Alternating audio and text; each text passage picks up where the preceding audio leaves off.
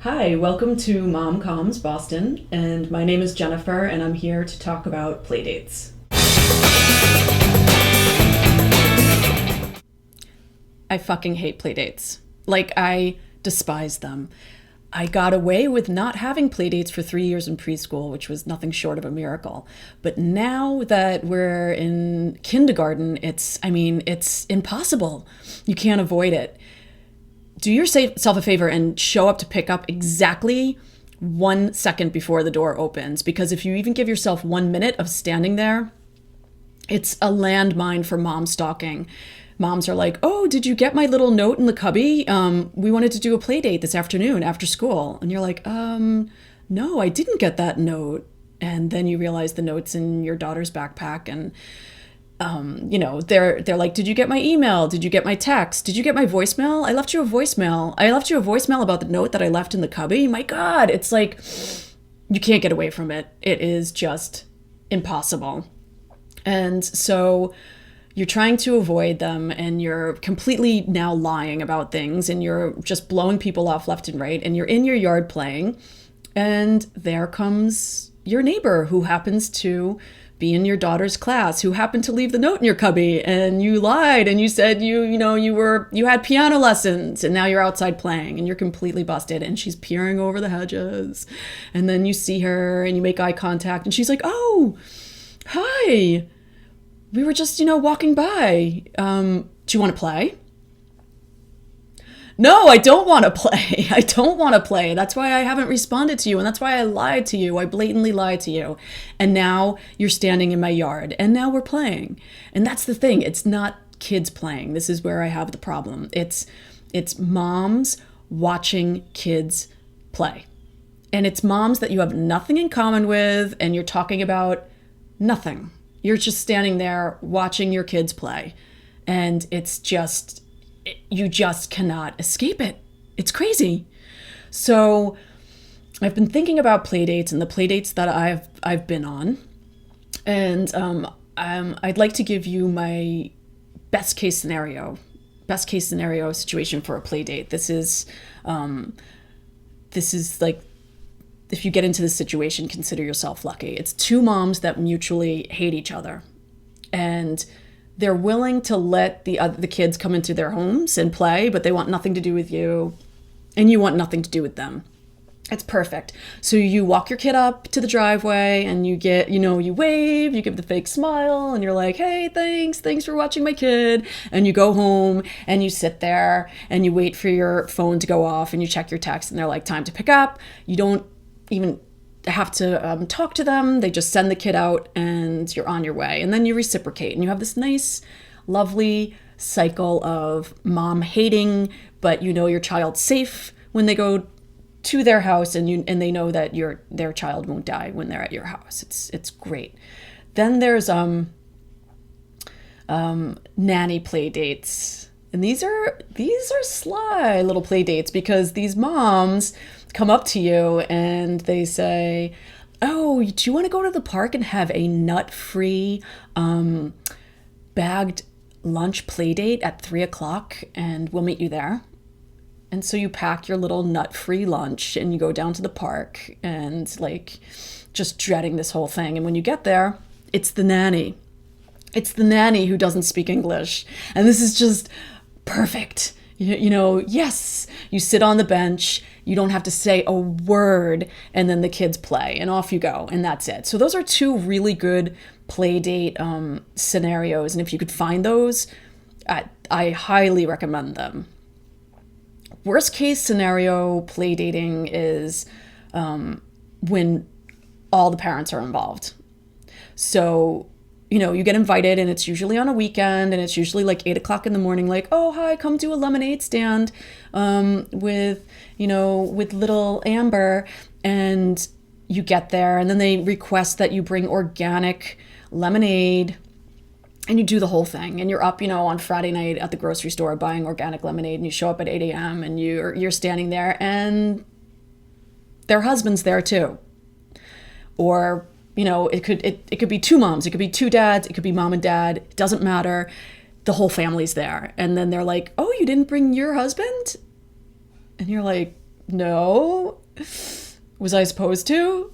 And so you get in the house, and now it's just spiraling out of control. There's no stopping this play date. Like, you're in, the kid's in, you can't back out, and now you're just in the kitchen, standing in the kitchen, and the dad's like, oh, can I get you a mocha frappuccino? We just got this new coffee machine. And now you're drinking mocha frappuccinos and you don't drink coffee. And now, like, the caffeine is buzzing through your veins, and you're like sweating, and like you're getting panic attacks, and you're sitting on the couch watching children play dress up, talking to these parents about nothing, about sleeping patterns and poop.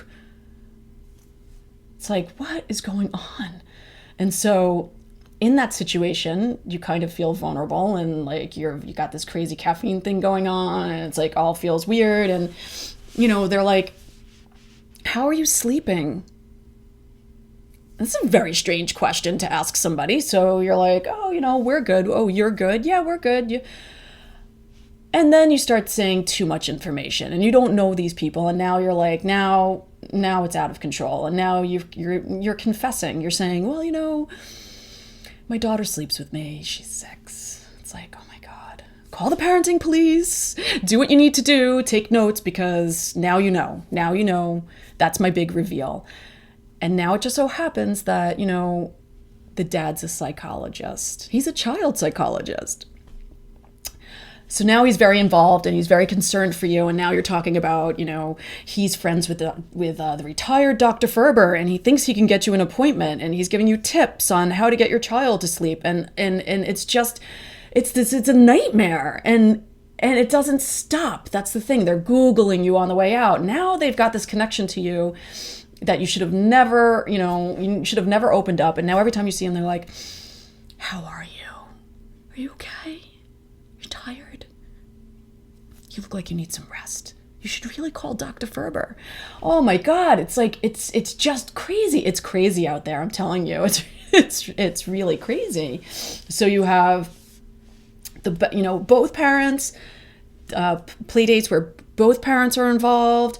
You have the really nice play dates where, like I said, you just mutually don't like each other, and that's a good one. And then the nannies are a good one. And then you have this is a little bit of an annoying kind of play date. I find this to be annoying, where you send your child on a play date, and it's like the super mom play date. The mom's like, usually it's an hour, and that's the limit. This mom's like, oh no, she could stay all day. And they're off like crocheting finger puppets and baking kale chips. And now suddenly your daughter likes kale chips. She wants to eat kale. And she comes home and she's so excited. And now she wants to do this on play dates when kids come to your house. But that's the problem. Like, that's not happening at my house. If you come to my house for a play date, this is what's happening. This is the truth. This is really, truly what's happening. You are hopefully not coming to my door. I would like it if you would just stay in your car and let your kid out and wave and, we smile. And or let your kid walk to my house if they're in walking distance and they can safely get to the house. I like that too. Like, coming inside, that's, don't really love that. So just drop your kid at the door, and then I will send the kids into the basement. They're going to go in the basement to play. And it's not a finished basement completely, but there's nothing too dangerous. I mean, they should be okay down there.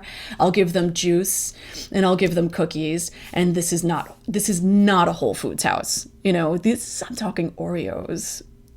So they're going to go in the basement with a bunch of sugar, and I'm going to sit upstairs, and depending on what time it is, I'll probably have a glass of wine or two, and I'm going to sit there and I'm going to listen, and I'm going to, when I hear screaming, I'm going to go to the basement door, I'm going to say, what's going on down there? Is everybody okay? And if no one's bleeding from their head, or if there's no broken bone, I'm going to let these kids figure it out themselves, and that's a play date at my house. So if you want to break from your kid and that's okay with you, then send your kid to my house. That's totally fine.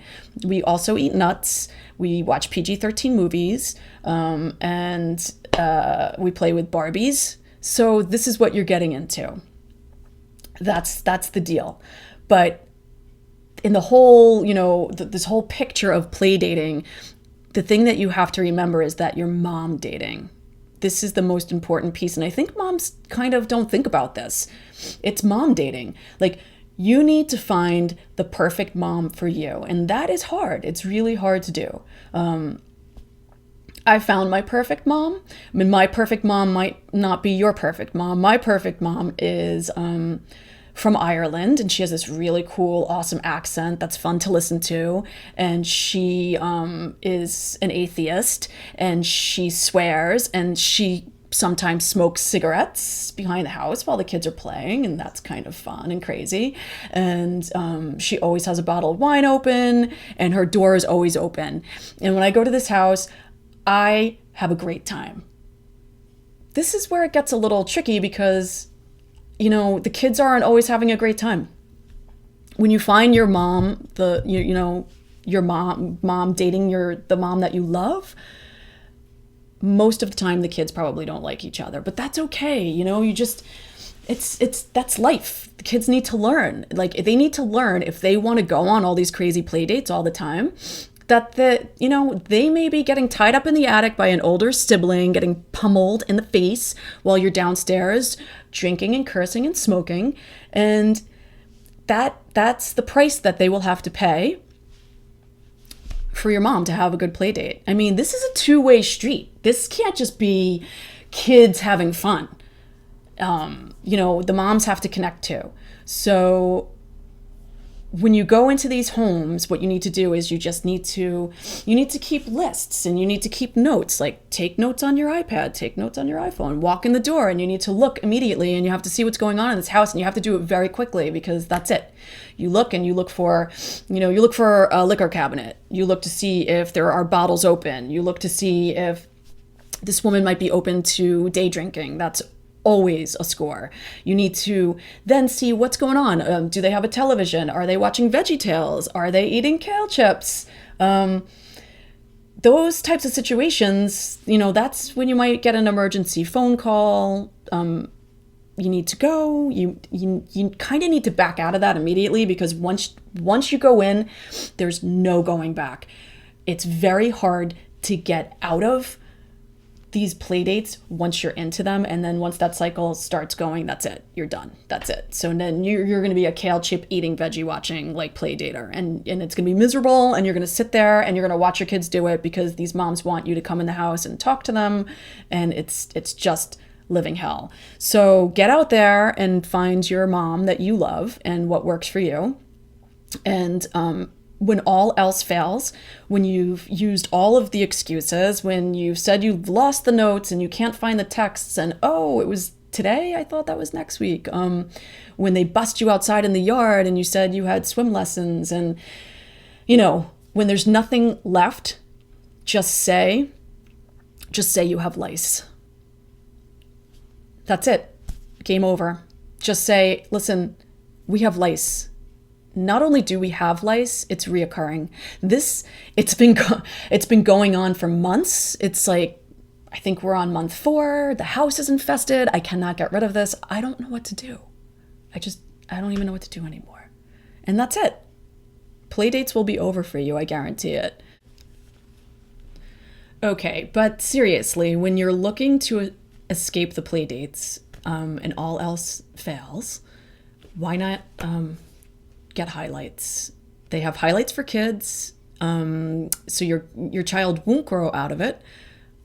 My daughter subscribed to highlights. I had highlights growing up, and I love it. There's, you can send in your own stories, send in your own artwork. There's games, and you can travel with this. You can cook dinner, and your kid can quietly sit with this. It's a really great option. Kids love getting mail, and they'll get this in the mail every month, and it's exciting, and they'll remember it for life. I remember getting highlights. So follow the links below And if you purchased directly through the links, you're helping to support our channel, and we thank you for that. Thank you for watching MomComs Boston. Don't forget to subscribe, and we'll see you next time.